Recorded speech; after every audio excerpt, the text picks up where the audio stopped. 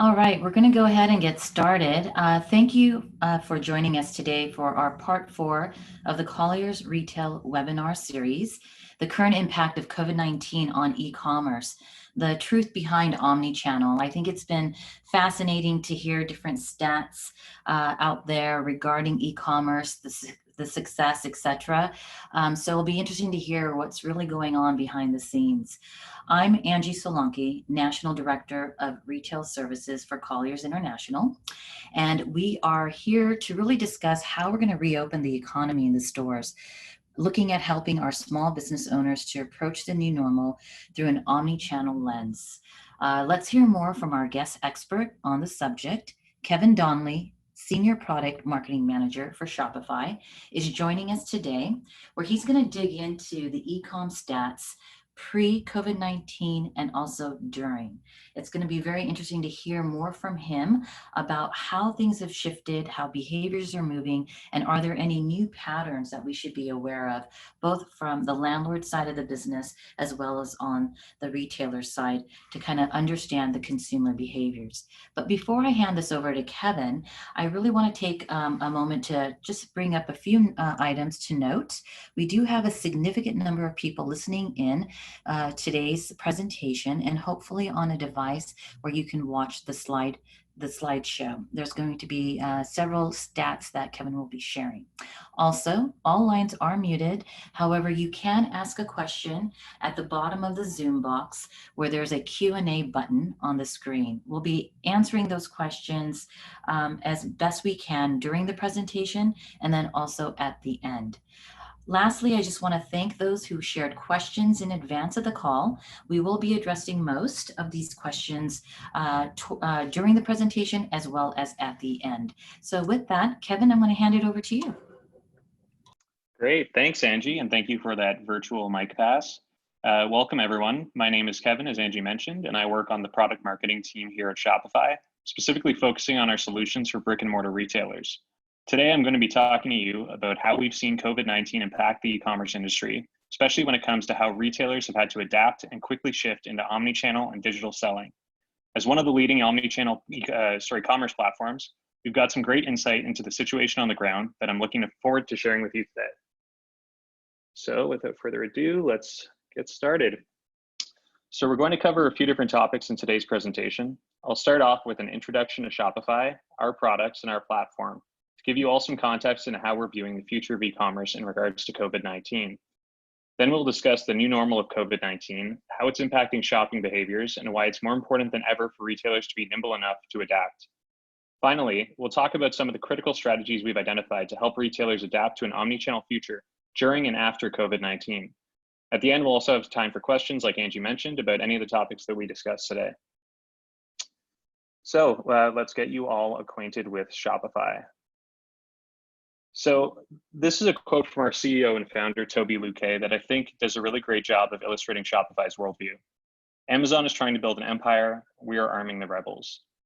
What that means is Shopify is here to help small business owners. We want to give small businesses access to the same tools that giants like Amazon have, with an omni-channel platform that can keep them ahead in an increasingly competitive world.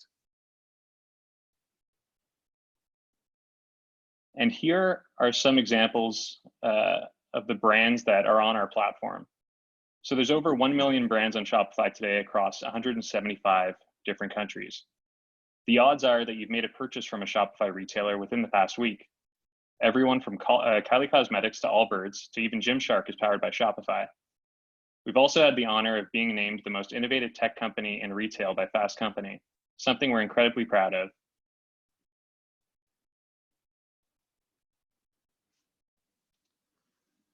And here's a look at some of those products and services that we provide retailers with. So everyone from your local favorites to the world's biggest brands use Shopify to power their online stores. They also use our point of sale hardware and software for brick and mortar selling. We have other services like capital and fulfillment. We provide capital to our retailers, which are cash advances from $200 to $500,000 that help them grow their businesses. The Shopify Fulfillment Network is our own AI and robotics-powered network of warehouses that let our retailers ship their products anywhere in the US within 2 days.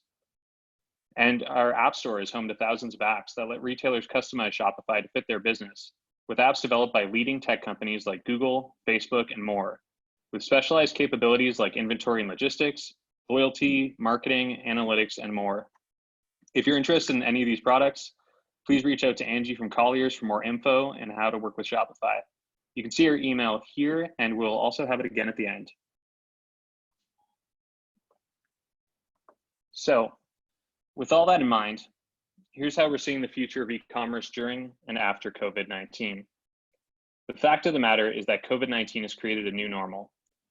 This has been such a monumental shift in the way the world runs that things will always be different, even once we see a return to normalcy. Consumer relationships with e-commerce and retail have been changed forever.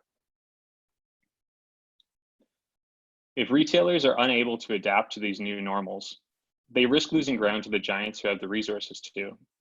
This is part of the reason why we as a company are so dedicated to leveling the playing field and giving all retailers the power to tackle these challenges. Unfortunately, many retailers are not set up for this brave new world. They have disconnected systems between their online store and point of sale, and at best they're multi-channel, not omni-channel. They lack the flexibility to sell wherever their customers are right now, and not just where they were yesterday or last week. Selling online and being able to offer features like in-store pickup and curbside delivery are a necessity right now, but those will become an expectation moving forward. Customers will also now expect an online presence for every retailer. They'll want to shop the same products online or offline and have a seamless, connected experience wherever they're interacting with your brand. I think the most important theme to recognize here is flexibility. Flexibility and adaptability are key, and this situation has just shown us how important that is. So here's a couple of great examples of the kind of adaptability that we're seeing as everyone is taking their small businesses online. Our content teams are actually producing some really great videos on our Instagram account chronicling all of these stories. Mother Cocktail Bar, a great new bar in downtown Toronto, had to shut their doors as part of social distancing measures. While shut down, they noticed that people were having difficulty getting groceries delivered from large grocery chains. They also realized that they still have access to high quality fresh produce direct from suppliers. So they quickly spun up an online store on Shopify to begin selling their produce directly to consumers. I think this is a really beautiful example of a traditional offline business realizing the assets and resources they had at their disposal and diving headfirst into e-commerce to keep their revenue going and also help serve their community. Scout, a greeting card and gift retailer, is another Toronto business that we've seen recently adapt to these new circumstances. With their doors now closed, they've quickly moved their business online with an online store. They're offering free shipping, and store staff are now personally performing local direct-to-door deliveries across the city.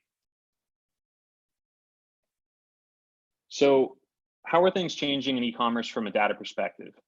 That was some great examples of businesses and how they're adopting new omni-channel strategies on a micro level, but let's take a look a bit higher up. So as of April 8th, here's what the top trending product categories in e-commerce look like. Now, needlecraft patterns are way in front, which perhaps is stemming from the need for folks to sew their own masks. Jigsaw puzzles, board games, and exercise bands all make the list as people are finding more ways to entertain themselves at home. One interesting one here is end tables, which might seem surprising. However, this is probably due to folks with small spaces looking for laptop desks and easy home office options. The home office category in general is one of the product categories that has taken off the most in these times, as more folks are needing to work from home and remotely.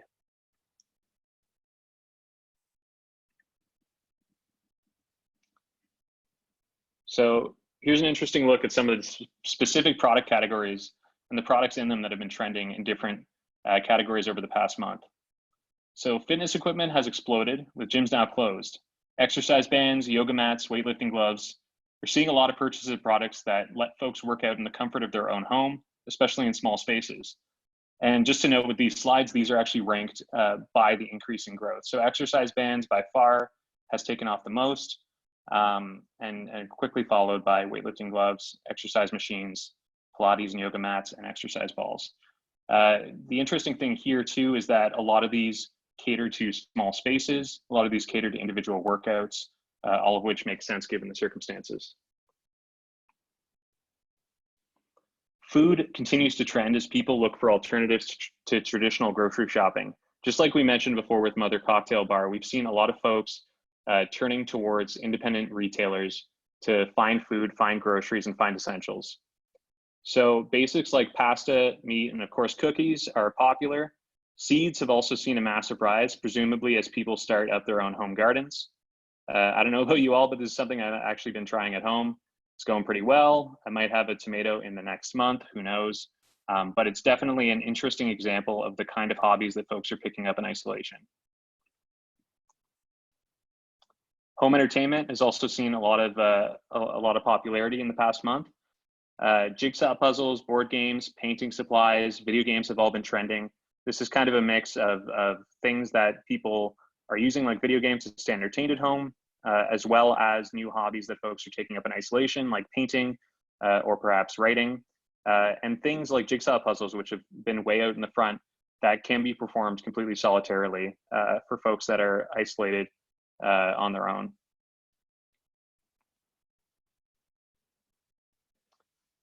This next category is one we call adult fun. So adults are also looking for ways to keep themselves entertained, from brewing their own beer to fixing up cars. It's also interesting to note here, and I think this is indicative of a rising future trend, is the fact that kayaks are at the end of the list here. That's an example of a solo summer activity that folks might be looking to take on as the weather gets nicer and people are looking for ways to stay entertained that don't involve group activities. And kayaks is a really great example of that. Self-care is also more important now than ever. Nail and skincare products have been trending, along with bath pillows, and candles. For retailers that typically provide nail or skincare services, an interesting pivot could be selling these products themselves online. Folks no longer have access to traditional service retailers, so they're looking for DIY solutions for the services that they would normally get. For example, my wife cut my hair this week, hence why my camera is off. Just kidding, it looks great, especially if she's listening right now. Moving on. On a higher level, we've seen many categories trending. Work from home products like desks, fitness products, and home entertainment products are all on the rise. People continue to shop for beauty products, as many of us know, just because we're not leaving the house. We still need to look good for video calls. Another interesting one here is the growth in greetings and novelty gifts like cards and bouquets. This was an example I cited earlier with Scout. So without in-person contact, people are seeking out new ways to feel like they're staying in touch beyond phone calls. Even though, as many of you I'm sure have found, we're actually staying in touch more with our family over video calls and phone calls and with our friends, we're still lacking that human touch. So these novelty gifts, greeting cards, bouquets, and all these other things have been able to give people a chance to reach out and let others know that they're appreciated and that they care. An interesting one here, toilet paper. That's been a big topic recently. We all know it's been increasingly hard to come by. So we've actually seen a jump in sales for attachable bidets recently, as folks are looking for more sustainable options that they don't have to constantly reorder. And another big stat here, we've seen Shopify merchants create over 27,000 discount codes referencing COVID-19 as they try to keep revenue going online with special sales and discounts for their customers. This is likely also due to the fact that retail stores are closed, so there is an excess of inventory and folks are trying to move that online any way they can. And discount codes have become a really popular way for retailers to generate more revenue. So now I'll get into a bit of the statistics we've seen across our ecosystem that have been indications of where shopping is going right now and where e-commerce shopping might be going in the future. So we've actually seen a 78% increase in the number of consumers purchasing from Shopify merchants that they've never shopped at before. This is interesting because this means that it's a combination of folks who are both late to adopting e-commerce shopping, but then also folks who are looking for more options versus what they may have gotten in the past. So if, for instance, you bought your essentials while you were walking home from work at the grocery store or some other physical retailer, now people are turning online to find those same products from online retailers who can get the products to them safely and securely and quickly. So it's a really interesting indication of how things are moving and how that shift from offline to online is actually impacting things at a macro level. Additionally, there's been a 20% increase in orders from consumers that have never made a purchase from a Shopify merchant before.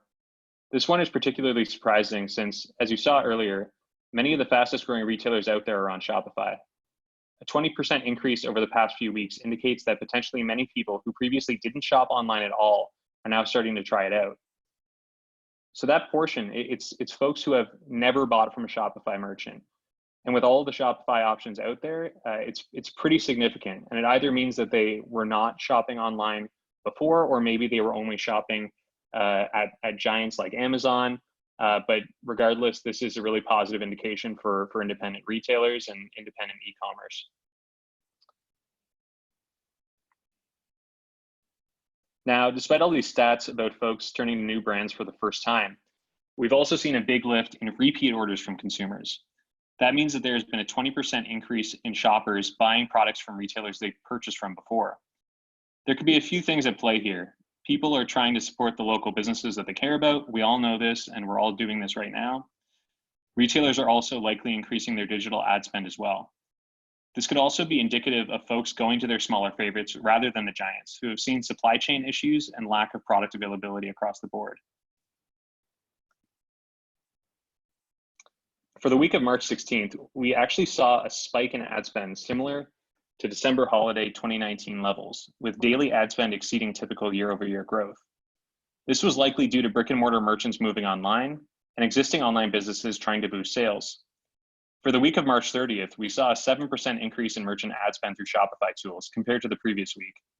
This can also be seen as being related to the fact that there are a lot of ad types that are no longer relevant or effective, especially public transit ads and traditional billboard advertising. Less people out of the house means less eyeballs in the streets and more on screens.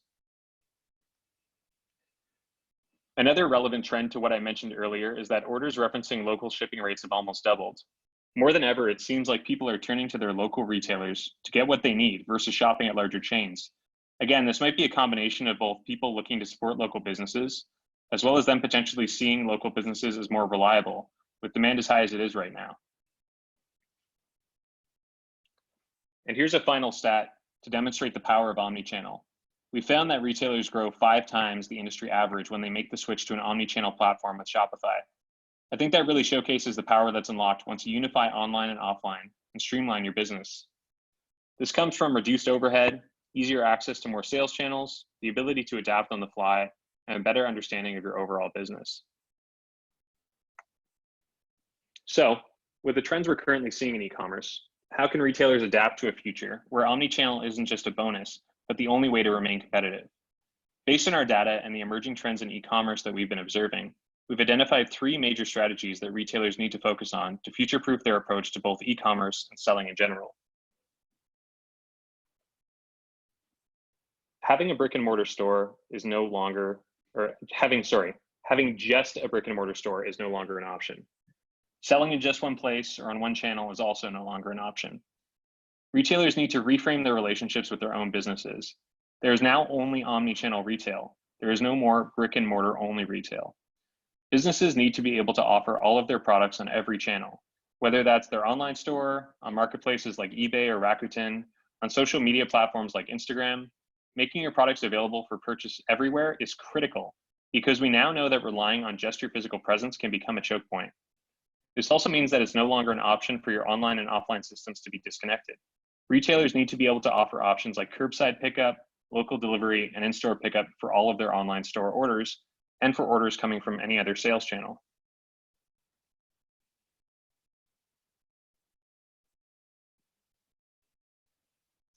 So in the last 2 weeks of March, we saw a 20% increase in new online stores being created on Shopify. Now, for a company with over 1 million active customers, a 20% increase week over week is massive.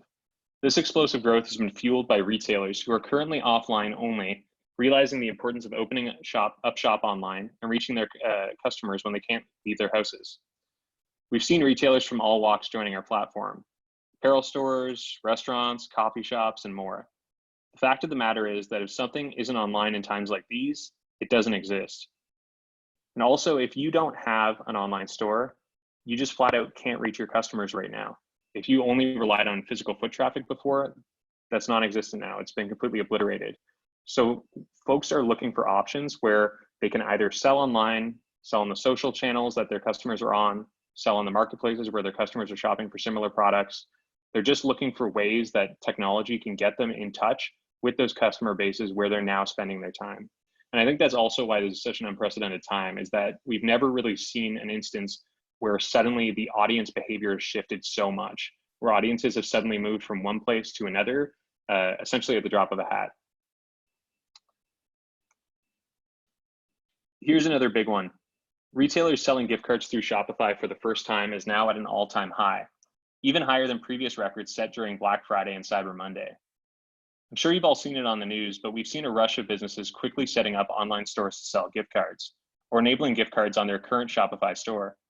With supply chain disruptions and restaurants not being able to open their doors, local businesses have seen gift cards as a lifeline to keep their revenue flowing during unprecedented times. And even businesses that never sold online or maybe had a single web page or Instagram profile as their online presence before are realizing the importance of generating revenue through other channels. Whether that's gift cards or merch sales, everything counts now.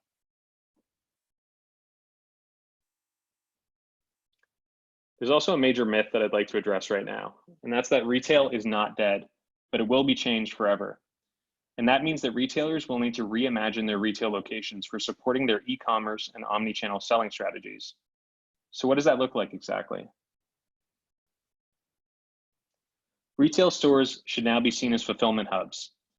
Every store is essentially a mini warehouse where you should be able to fulfill online orders using the inventory you have in store, and they'll also be your pickup locations.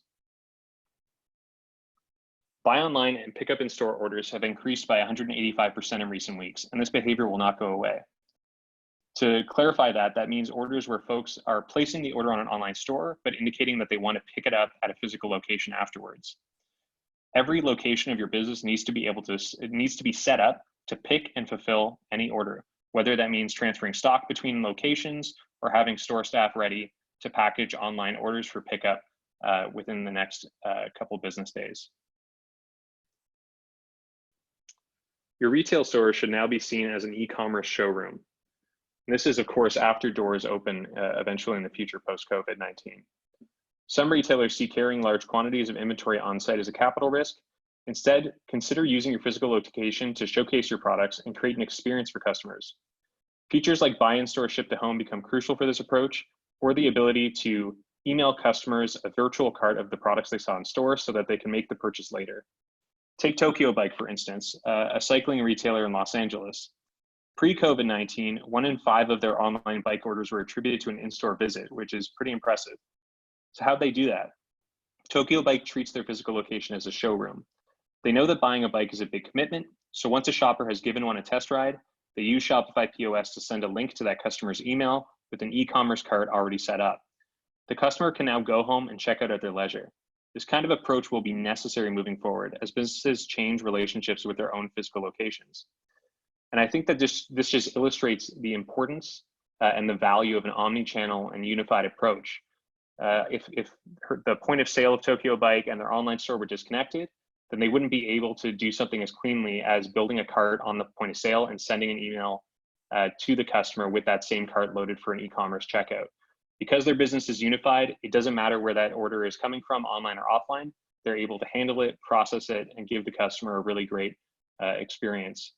And so post-COVID-19, things like this might become more the norm, where physical locations are being used to showcase products and show them off. But folks, because they are more used to or more accustomed to or adopting e-commerce shopping more, will want to be making those purchases online still. So businesses need to be set up to be able to also facilitate those types of checkouts. Finally, you'll need to reimagine how you're leveraging your in-store retail associates to support your omni-channel and online operation. Your store staff aren't just there to process checkouts, especially in future scenarios where foot traffic may be unreliable or non-existent. Instead, you need to reframe your store associates as brand ambassadors. They're there to pick and package online orders for pickup or assist a customer with a concierge appointment-only shopping experience. They can also act as loyalty marketing specialists. With an omni-channel system, retailers can have a single loyalty program for online and offline sales, and store associates can pull up a customer's previous online purchases and shopping history to provide recommendations or rewards. Even during downtime, your store associates can always be clienteling. When foot traffic dwindles, associates can switch to facilitating personal reach outs to previous in-store customers to try to turn them into online shoppers as well. With an omnichannel platform like Shopify, this is actually quite simple, and it allows you to have your in-store associates providing value even when in-store traffic might not be there, which is really great. Your retail store is also now a customer service touchpoint. Now, obviously, it always has been a customer service touchpoint, but now it's also a customer service touchpoint for your online orders. That means that customers will expect any offline location of a business to be able to provide support for online orders and vice versa. As we're seeing more businesses open up online stores and more traditional retail go online, that expectation that online and offline are unified and the same and should be treated the same is only going to grow. Omnichannel selling makes it possible for everything to be consolidated in one back end. A customer could return a purchase they made online in store, and a retail associate could jump on a live customer support chat during downtime. Again, another way that your retail associates can provide value when foot traffic might not be there, but online traffic might be there. Your customers won't see the difference between a retail location and your online store, so why should you? Now, before we wrap up, I also wanted to share some of the ways that Shopify is supporting retailers during COVID-19. As I mentioned before, gift cards are key for freeing up cash flow, and we've made them available for all of our customers on all plan types. Local pickup and delivery has been a big point that we made earlier as well. Brick and mortar retailers using Shopify POS will have the opportunity to offer customers in-store curbside and curbside pickup for online orders. We also have $200 million in small business funding. We're working with governments to make our capital offerings available in more countries as soon as possible, but right now they're available in the United States and the United Kingdom. And we've also extended our 90-day our trial to 90 days for free. What that means is our previous trial was 14 days, and now it's up to 90 days that you can try out the platform and see if it works for you and find solutions for your business using Shopify. And also, our content teams are putting together a huge range of live webinars and online courses designed to help businesses through these uncertain times. So that is all I have today from a presentation standpoint, but I believe now we will move on to our Q&A session. And I think I will pass the virtual mic back to Angie at this moment. Great, Kevin. Thank you so much for those insights. Great information. The stats were just to see the growth right, after we've received our stay-at-home orders. It's pretty impactful. A couple of questions that have come through in the Q&A. Let me just ask a few of these questions, and then we can ask a few additional. What is the long-term forecast for continued growth in e-com? Do you think that it will level off as we get back out and back to our past routines? Yeah, it's hard to say, and I think that especially the past month has proven that it's really hard to predict anything. I mean, if you had told any of us that any of this would be happening, 3 months, 6 months, a year ago, we would have thought you were crazy. So it's really difficult to predict how things are actually going to change. But from what we're seeing obviously more retailers adopt e-commerce approaches. We're seeing more consumers shopping online than ever. Right now, it's out of necessity, but as folks get used to those behaviors, as they get used to the ease, as we see folks that are shopping online for the first time ever starting to get used to it, I think that e-commerce will just be growing and growing into the future, even as retail opens back up. So it's just, I think it's become a tool that's allowed a lot of businesses to be able to open up their customer bases. It's not like their e-commerce strategy would be cannibalizing their retail strategy. I think it's going to end up being a combination of the two that just continues to grow Right. into the future. Yeah, a balance between the two. The other question that's come up is what specific design features may change for brick and mortar now that a portion of the store may be utilized as a mini fulfillment or a showroom or pickup, as you mentioned? Yeah, so I think that's a really interesting question. And I think that again, this is just guessing, but based on what we've seen, I think that a lot of retailers are going to start repurposing parts of their retail real estate for warehouses. Maybe that means some retail locations will just be pickup locations. Maybe that means some retail locations will purely be warehouses, or that means that the floor area where they might have been displaying product is now repurposed for more of an experience, and the back of house is expanded to accommodate more e-commerce orders. It's hard to say, but I think that's a really interesting consideration, is that retail space is going to change. I think that the demand for retail space is going to change in the sense that retailers and businesses might be looking for different retail and commercial real estate than they were looking for before, where they might be looking more for warehouses, where they might be looking for warehouses in local areas where a lot of their customers are. And they might be looking for opportunities where they can get their products to customers faster with those local delivery options and in-store pickup. I think that, COVID-19 has really revealed the fragility of having like a very concentrated distribution setup. And so I think that there could be a trend towards retailers trying to be more distributed and trying to get their products near their customers, which, like I mentioned before, that's the idea behind the Shopify fulfillment network, which is our network of warehouses that we staff and we partner with. And we use our machine learning algorithms to determine where our customers' products need to be in order for them to get to where their customer bases are, if that makes sense. It's a matter of going, okay, we need to distribute our warehouses all across the country so that we can get products to our merchants' customers as quickly as possible, based on where their customers are and where they're shopping from. So it's that same idea, even on the micro scale, I think, is that you'll see retailers starting to think about, okay, where do I actually need my warehouses? How can I divide up this warehouse, this one warehouse we have in the middle of the country, into 3 smaller warehouses located in my retail locations across the country? I think those are some trends that are worth paying attention to. So someone actually asked a question with regards to supply chain. Would you say that is one of the largest obstacles for Shopify, is the supply chain constraint, or is it something else? So I think that as far as Shopify is concerned, the supply chain constraint isn't so much a concern of ours as it might be of some of our merchants. So with Shopify ourselves, we don't, we, for the customers using our fulfillment network, hold their inventory and manage the distribution of it. But for a large portion of our merchants, they still hold that inventory themselves and they manage the distribution of it as well. And so a lot of our focus has been helping merchants with dealing with supply chain issues that they might be facing. Although we've actually found, and I don't have the exact stats to share here, but we found that Shopify merchants are actually able to get their orders to customers faster now than Amazon or non-Shopify merchants. And so we have a consumer-facing app called Arrive, which is a package tracking app that's used by tons of consumers all over the world to track their packages. And we've been noticing trends that indicate that Shopify merchants are getting their products to consumers faster, and Amazon and non-Shopify merchants are getting their products to consumers slower.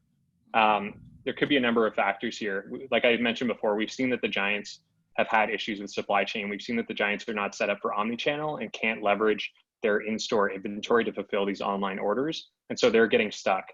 Shopify merchants have always been set up for this. They've always been set up to be able to go, okay, we've got an order in Los Angeles. Let's use our retail inventory from our Los Angeles location rather than, our warehouse in Colorado. The other factor, like I mentioned before, is that people are turning towards local delivery. Because Shopify merchants are set up in this way, they can fulfill locally, they can fulfill quickly. They don't need to rely on shipping something across the country every time. So that's a really interesting trend that we've noticed specifically in terms of supply chain, is that Shopify merchants are actually, as a whole, having more success with getting products to customers. So this is a really interesting question, and one that you and I discussed prior to the call, which is just the geographical differences. But more importantly, are you seeing, when you compare urban to suburban differences, can you maybe share a little bit about that omni-channel? Are there more brick and mortar stores in urban settings that are using omni-channel versus not, et cetera? Yeah, so that's an interesting question on a number of levels. And I think that retail in general is really interesting to think about from a geographic perspective because retail is inherently a local industry. So retailers are always grouped together. There's in every major city, there's a commercial strip, as we all know, and there's commercial concentrations across the US and across Canada. And so there are larger concentrations, obviously, of brick and mortar retailers in places like New York City, Los Angeles, Chicago, Toronto. And we found that that's also true for Shopify. That's where a lot of our retail centers are too, and that's where a lot of our omnichannel retail sellers are located. But that's not to say that the omnichannel sellers that are in small towns don't also exist. There are many, many, many examples of small towns across the US where local businesses have adopted Shopify and Shopify POS to be able to give their communities that omnichannel experience.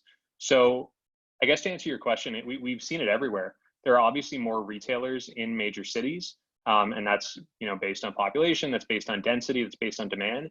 But these omnichannel sellers come in all sizes. They can be everyone from the biggest chains out there, from someone like Staples to someone as small as a local candle maker or gift shop that's on the corner of your hometown. So we've seen it all over the place, and it's continuing to grow. And I think that, like I mentioned, with COVID-19 especially highlighting, but just in general, it's becoming the only viable option for retailers, is that they need to move to omnichannel. So whether they're located in Barrie, Ontario, or they're located in Los Angeles, this approach has to happen for them, because these shutdowns are happening everywhere. These lockdowns are happening everywhere. These stay-in-place orders are happening everywhere. And so they need to be able to adapt and offer things online, whether they're in a major city or not. And so with that, I know you've been tracking, Shopify has been tracking sales, or I would say the increase of purchases for different product types. You mentioned a handful during the presentation, which I would say, I don't want to say are obvious, but because I'm staying at home, I've also been looking at purchases, expanding my fitness equipment repertoire. And so with that, what shifts though have you seen that are not so obvious within the e-com? Right. So there's a few interesting ones. I think that one of the interesting trends that we observed that was kind of a little more unexpected was actually with apparel, which obviously apparel represents one of the largest retail and e-commerce categories out there. But for the first couple of weeks of March, we actually noticed that apparel sales overall were trending downwards. But then they took off again, and now they're accelerating. So this kind of volatility could be due to a couple different factors. It might be due to folks being more budget conscious initially, when we had a lot of uncertainty about our situation, not that we don't now. But then I think, frankly, a lot of people realized, even though they're now working from home more, they still can't wear the same pair of sweatpants every day. People still need clothing options. We still do go to work virtually and do go to work remotely. And so apparel has taken off again. And we've also seen a lot of apparel retailers pivoting their manufacturing resources elsewhere, especially to create face masks and other goods that folks are looking for at this time. So apparel is really interesting in general, I think, because we saw that dip initially, but then things took off again, and they took off in different ways where, we might see loungewear and homeware and work from homeware really taking off, as well as these alternative PPE products like face masks that people are looking for. So that's one of the really interesting trends. But in general, I think the thing that's most important to understand when it comes to product category trends is they're directly informed by social trends, right? So they're informed by consumer behaviors and how those are changing. And so in order to understand what product categories are both popular right now and the ones that are going to be popular down the line, we have to understand the social trends that are at play. Behaviors are changing, and we're spending more time at home. As you mentioned, Angie, we're having to do a lot of activities at home that we didn't normally do. And we're spending more time physically alone, but also more time connecting digitally. So products that feed into these trends are the ones that are going to get more traction in the environment we have right now and the environment we might have in the future. So there were a lot of ones we mentioned earlier that are examples of that, like, work from home supplies like desks and laptop stands. But I think that the one I mentioned a couple times about novelty gifts and bouquets and things like that is really interesting, because I think that is directly informed by the fact that our only human connection outside of our family unit that we're getting is digital. So we're trying to find these ways of having this more personal and more connective experience with people that we can't see right now. So yeah, I think it all comes down to, honestly, like, we can track the orders all day long on what's popular and what's not. But if we want to think about what is going to be popular, the social trends are the thing to keep an eye on, and the behaviors of consumers are the things to keep an eye on, because those are going to inform what people are looking for. Agree. No, completely agree. It's always the consumer. They're the ones that are spending the money.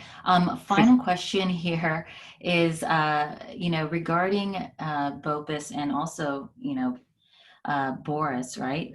Buy online, pick up in store, or return in store. What dramatic changes, increases, new technologies are you seeing retailers adopt during Right. this time for post COVID-19? It's funny because I had not heard the acronym Boris, but I do really like that one. So I'm gonna definitely put that in my toolbox. But yeah, no, we've seen, like I mentioned before, local delivery, local pickup, curbside delivery. Those are increasing a lot on the consumer side, but we've also seen an increase in retailers offering local delivery options and in-store pickup for e-commerce orders. So when you think about it from the consumer angle, those options obviously are seen as a sign of reliability, and it increases the chance of the retailer actually being able to make the sale and get a product to their consumer. But we're seeing retailers now go, okay, this is what consumers are looking for. We need to be able to adapt. We need to add this functionality.